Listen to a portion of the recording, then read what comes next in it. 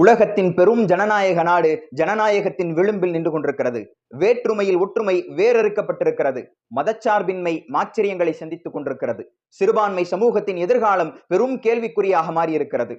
பெண்களின் பாதுகாப்பு வேடிக்கையாக்கப்பட்டு பாலியல் பலாத்காரங்களும் கற்பழிப்புகளும் ஒவ்வொரு நாளும் வாடிக்கையாக்கப்பட்டிருக்கிறது.